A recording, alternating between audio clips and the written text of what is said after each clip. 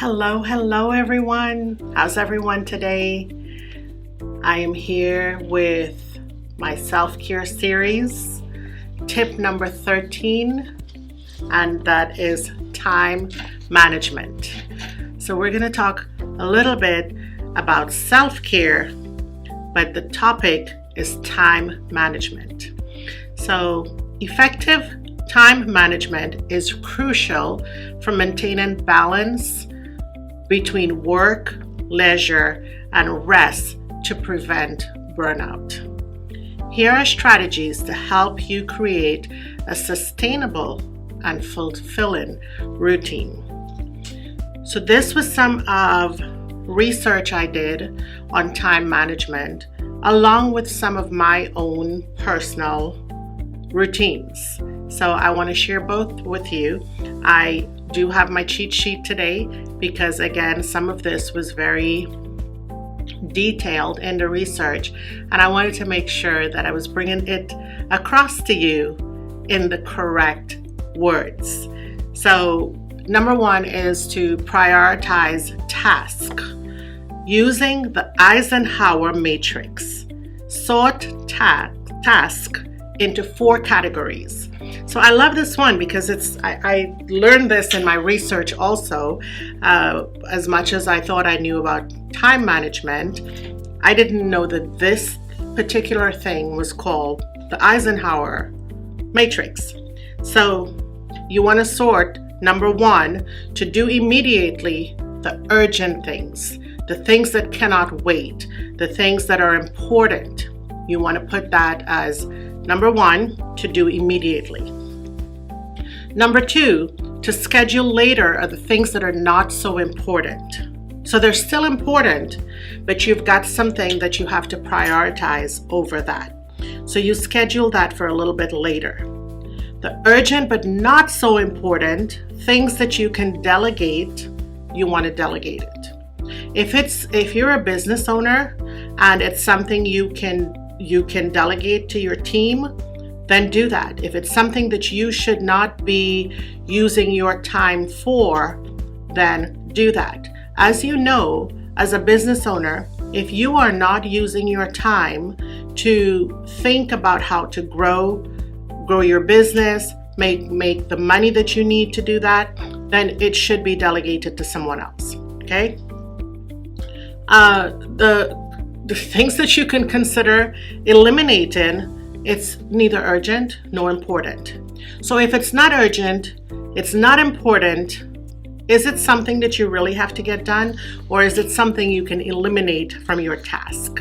Okay, so you want to identify your top 3 each day and focus on those things. So that you are not getting overwhelmed, you want to prioritize, and then you focus on the top 3 most important.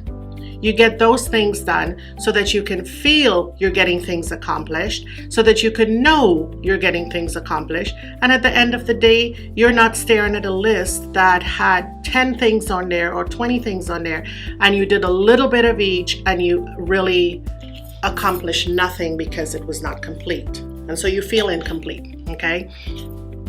This is very, very important, guys, and I do this a lot. And in the beginning, as a new business owner, I couldn't do that. I remember having to work 7 days a week, not getting home till 9, 10 o'clock at night. But now I have the opportunity to set boundaries between work and leisure. Okay, so I do take my personal time. I do take time for self-care. I do take time for things that are outside of work, because work can consume you, whether you're a business owner or you work for someone. I have team members that are so committed to their work that I have to literally stop them from answering things, 9, 10 o'clock at night, answering a text or an email, things that can wait for tomorrow. So you need to set boundaries. You want to designate clear work hours, whether you work from home, you work for someone or with someone, or you own your own business. You have to take time for you. So set specific time to start and stop work. Even if you work from home, This creates structure and it prevents work from spilling into your personal time. Your personal time is important. That's why we're doing this series. That's why we're talking about self-care, and we're hitting all the different parts of self-care and the things that fall under that word self-care. Because sometimes you think self-care is, maybe going to the nail salon, getting a massage, going into the gym, things like that. But there's so many others. As you can see, we are on tip number 13, time management, and this is part of self-care. Okay. Practice time blocking. So schedule your day in blocks. Divide your day into blocks of time dedicated to specific activities. So work, exercise, relaxation. This method helps ensure that all aspects of your life, work, leisure, and rest, are given proper attention. You want to include breaks and leisure time. So schedule short breaks, even if you are setting 8 to 10 hours a day for work. Make sure you're scheduling your breaks. Make sure you're scheduling your lunch hours. Make sure you're getting some time in there to stretch if you sit a lot. You want to make sure this keeps your energy up. So you want to make sure that you're doing all of these things. Okay. Number 4 is to incorporate regular rest and downtime. Sleep is important. Sleep is so very important. When you are not listening to your body will shut down. When you are not doing what your body is saying it needs, it will eventually take what it needs. Don't wait for that. Don't wait for that time. So prioritize sleep. Aim for about 7 to 9 hours a night if you can do that. Sometimes I know it's hard. If you're looking at this and saying, lady, you're crazy, then I know that that's hard depending on the type of things you have going on in your life. You have kids, work, whatever it might be, single parents. I know it's hard for you guys to get 7 to 9 hours. But guys, remember, if you are not taking care of yourself, you are not good enough for anyone else. You are not good for anyone else. So prioritize you no matter what. Find the time, find the space, find the resources you need to help you with this. Rest is very, very essential. So be sure you're trying as hard as you can to get that 7 to 9 hours. Include some hobbies. So when you balance your leisure work time, make sure you're including some hobbies. Hobbies is what makes your heart feel happy. When you are getting to do the things you love to do the most, whether it's crafting, hiking, it could even be some people love going to the gym. That's their hobby. They love working out. Whatever your hobbies are, get some time to do that. Include it because that's what will help you to not feel that burnout, release some of that stress and not feel so stressed. You also want to, if your hobbies are not hiking or going to the gym, you do want to include some physical activities. So go to the gym, take a walk, cycle, whatever it might be, turn on a YouTube video and do some cardio, do some dances. I love to dance. So I turn on my YouTube channel and I pick something I like and dance for 10 minutes or 15 minutes if I have that. So that's physical activity. So get that in, okay? And socialize regularly. Socialize. I know for some of us we're introverts, but we have to make time to socialize because social connections can be a very significant source to support joy and relaxation, whether it's with friends, whether it's with family, whether it's with co-workers, whatever it is, socialize.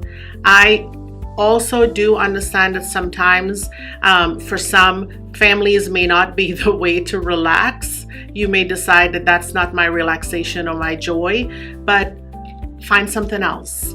So there are a lot of things. I am just giving some examples and I'm giving things that work for me and the things that I do, but this is just a guide. Okay, so this self-care series is just a guide for you to follow and do some things. Time management is a really, really big one because we lose time very quickly, and time is one of the things that you cannot ever get back.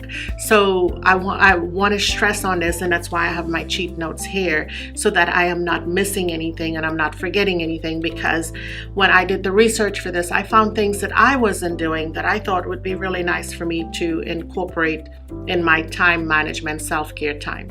Okay, learn to say no. Guys, this was really rough for me.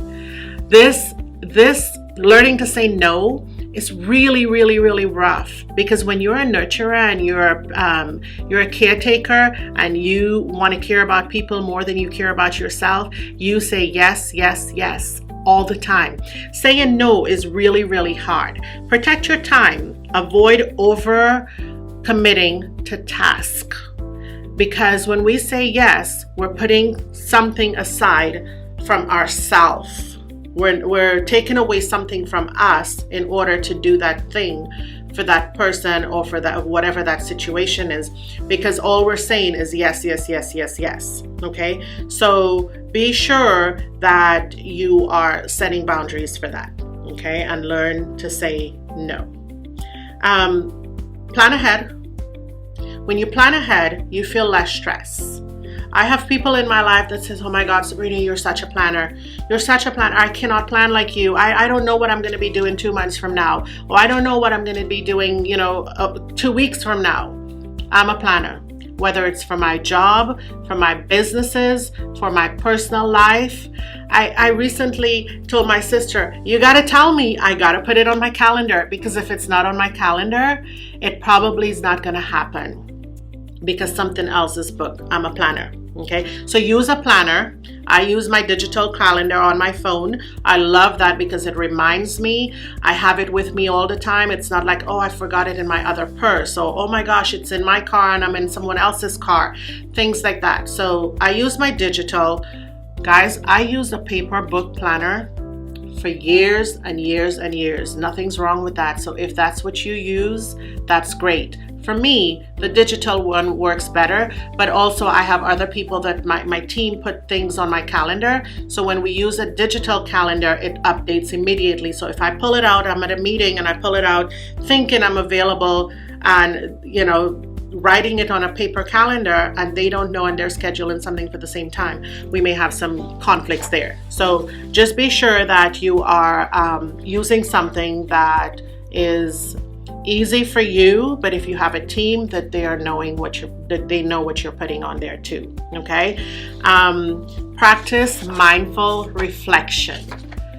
So this is really, for me, this is a big part of self-care, whether it's under time management, no matter what part of self-care this topic falls under, it's a big part for me. So you always want to be checking in with yourself and assess how you're feeling. Okay, mentally, physically, are you getting enough rest? Are your thoughts clear? Do you have clarity on the things? Are you focused? So you want to be sure that you're recharging all the time. You want to take some mindful breaks. Mindful breaks can be just stopping and taking a few breaths in and out, just closing your eyes and grounding yourself, putting your feet on the ground and just do some deep breathing. If any of you know what box breathing is really, really good to bring you back centered, to bring you back to refocus and to give you some clarity and to clear whatever is going on in your head. So practice mindful reflection. And we talked about this earlier, delicate and outsourced tasks. Share the load. Share the load, whether you are a business owner or you are an individual that stay at home. Share the load. If you have a spouse, talk to your spouse. Hey, I need help. If you have children, guys, teach your children. My son was doing laundry and sorting clothes at age 5, not because he had to, but because I was teaching him to, because I wanted him to be able to learn that and also take some of the load of me going into his room, gathering everything, bringing it, sorting it, throwing it in the machine. He would help with those things. So teach your children to do these things. Don't yell and scream when they don't get it right, because do we get everything right on the first try? We don't. We don't get everything right on the first try. So be sure and mindful that you are aware of your situation, your mental and physical state, so that now you can delegate some of this, whether it's to your team members, whether it's to family members that might can run an errand for you, or your kids, or your spouse, or your significant other, whoever it is. Be sure you're delegating some task that you feel you can. Okay, and taking some of that pressure off of you. So the last one is embrace flexibility. This is super important, because when you're a planner, it's hard when you have something on the calendar, or you have something to do, to change things. So adapt to flexibility when needed. While structure is important, allow for flexibility. Life's unexpected events can disrupt even the best plans. Be willing to adjust your schedule without stressing over it. Simple. I had a situation last night. My sister and I were talking, and we were talking about dates, and she's like, oh my gosh, this day it's a big event for us. And I'm like, oh my gosh, I got tickets to go to somewhere. Oh, I guess I'll just try to sell it to someone else, because that was priority. What she was talking about was priority to me, so I wasn't going to stress about it. Yes, I bought the ticket. Tickets were quite expensive, but you know what? I'm going to get someone else to take it. I'm going to try to get someone else to take it, because the thing we were talking about was more important. Okay, so excuse me, guys. So the last thing I want to say is to forgive your imperfections. Not every day will go the way as planned, and that's okay. And for our perfectionists out there, it's okay. It really is okay to not be perfect, to make a little mess up here and there, to double book yourself on your calendar. It's okay. Excuse me. Until next time, this is Sabrina Hosein with our self-care series, tip number 13. Bye-bye.